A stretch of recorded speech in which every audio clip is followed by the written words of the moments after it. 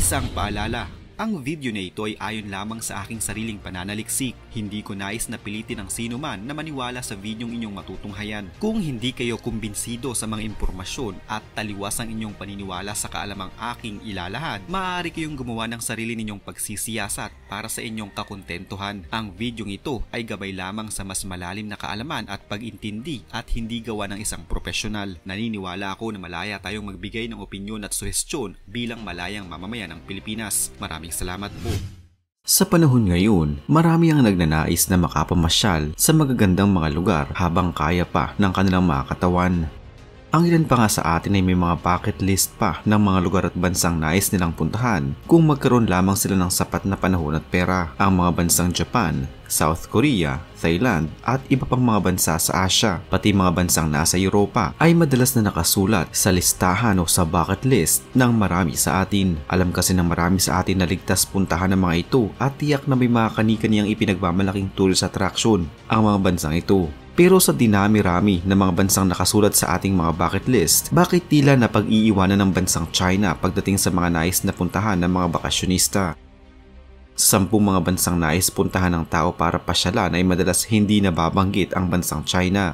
Lalo na siguro para sa mga Pinoy at mas tila nagkaroon pa ng mas madalang takot ang ibang mga turista na magpunta sa China dahil sa mga hindi kanais-nais na nararanasan ng mga foreigner na bumibisita sa naturang bansa. Sa ngayon, kahit ang bansang Japan na kapitbahay lamang ng China ay tila gusto nang isumpa ang China dahil sa kabi-kabilang mga bangungot na nararanasan ng mga Hapon sa China. Sa ngayon kasi, maging ang mga batang Hapon sa China ay inaatake na din.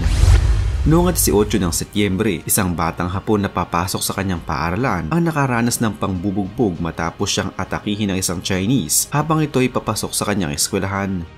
Isang lalaking Chinese na may edad 44 ang umatake sa bata sa harap mismo ng kanyang ina. Dahil sa lala ng pag-atake sa bata, agad itong isinugod sa pinakamalapit na ospital subalit binawian din ito ng buhay noong dakong 1:00 na ng umaga noong sumunod na araw. Ito ay dahil sa malalang pinsalang tinamo niya matapos siyang atakihin.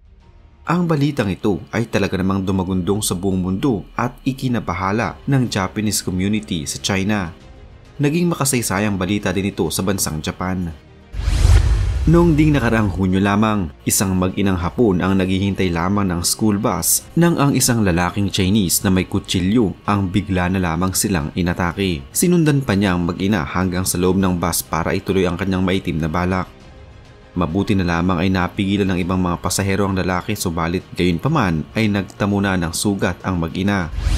Marami din naman sa mga Chinese ang nakisimpatya sa napas lang na batang Hapon at nag-alay pa ng mga bulaklak sa mismong lugar kung saan inatake ang bata. Kinwestiyon din nila ang CCP sa pagmamanipula umano nito ng opinyon ng publiko.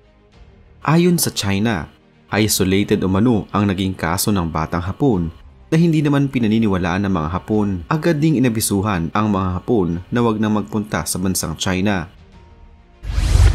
Bilang paghihiganti ng Land of the Rising Sun, malalaking mga kumpanya mula sa kanila ang nagsiatras sa mga deal nila sa China. Ang malaking kumpanya na Panasonic na mula sa bansang Japan, sinabihan ng kanilang mga empleyado na magsiuwi na kasama ang kanilang pamilya at iwanan na ang bansang China. Sinagot na din ng Panasonic ang mga gagastusin ng mga empleyado na uuwi sa bansang Japan. Bukod sa Panasonic, madami ding mga Japanese company ngayon ang nagtatanong kung paano ba nila i-withdraw ang kanilang kumpanya sa China at paano nila i-lay off ang kanilang mga empleyado. Bago pala ito, ang Panasonic noong nakaraang taon pa lamang ay nagbabadya ng magsara ng ilan na mga factory sa China pero mas napaaga ang pagsasara ng ilan dahil na din sa mga nangyayaring insidente. Bilang paghahanda ng Panasonic, unti-unti na nila ngayong ipinapadala sa kanilang bansa ang marami nilang mga air conditioning units at mga compressors habang maraming factory na ng baterya ng Panasonic ang isinara na din sa China. Pero matapos lamang ilang araw nang i-anunsyo ito ng Panasonic, isa na namang insidente ng pag-atake sa isang batang Hapon sa China ang nangyari. Isa na namang mag-inang Hapon ang inatake at isinakripisyo ng ina ang kanyang buhay. Mapigilan lamang ang umatake at mailigtas ang buhay ng kanyang anak. Kaya madami talagang naniniwala na ang kasong ito ay hindi isolated.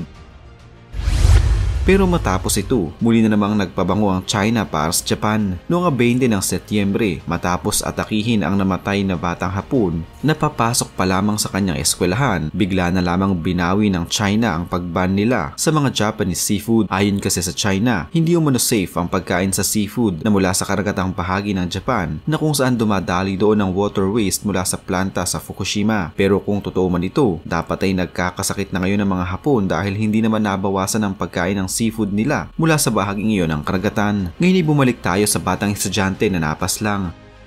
Maraming mga Chinese ang nagbigay ng simpatya at humingi ng tawad sa tapat mismo ng pinangyarihan ng insidente habang may dalang mga bulaklak. Subalit marami pala sa mga videos at pictures na may kaugnayan sa kasong ito ay pinabura ng CCP sa internet. Pinipilit nilang i-isolate ang kasong ito pero mahalata naman na mayroon silang itinatagong ayaw nilang ipaalam sa publiko. Ayon sa ilang eksperto, ang mga kasong ito ay hindi isolated at kasama pa din sa plano ng CCP sa pagbe-brainwash nila sa kanilang mga sariling mamayan tungkol sa mga Hapon.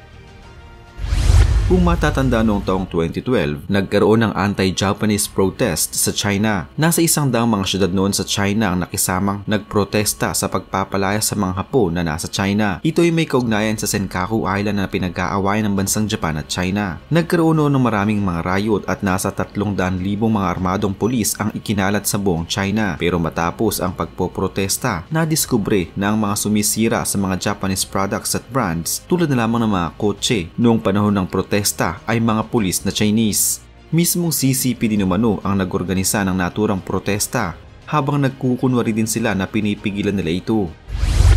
Ang Senkaku Island ay parte ng Japan na kontrolado nito noon pang taong 1895. Ang islang ito ay pag-aari ng mga pribadong Hapones sa loob ng 120 taon. Nagsimula itong angkinin ng China noon pang 1970s. Mas lalong tumaas ang tensyon noong taong 2012 nang bilhin ng gobyerno ng Japan ang 3 sa pinagagawang mga isla mula sa pribadong pagmamay-ari ng mga ito. Ang islang ito ay maaaring malaki ang maging tulong sa ekonomiya ng bansa. Mayaman kasi ito sa mga yamang dagat at malaki ang potensyal ng pagkakaroon ng langis at natural gas reservoir. Parehong pasok sa EEZ o Exclusive Economic Zone ng 200 nautical miles ng Japan at China.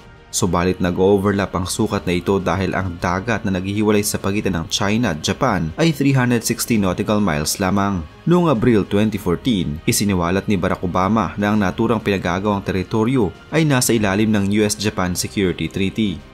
Matatandaan kasi na nasakno ng Amerika ang ilang bahagi ng Japan, kabilang na dito ang Senkaku Island. Subalit ayaw makialam ng Amerika sa hidwaan ng dalawang bansa dahil baka pati sila ay madamay. Sa kasalukuyan ay wala pa ding formal na kasunduan kung kanino ba talaga ang bahaging iyon ng karagatan, pero ang parehong kampo ay kapwa naghahanda sa posibleng mangyari sa hidwaan.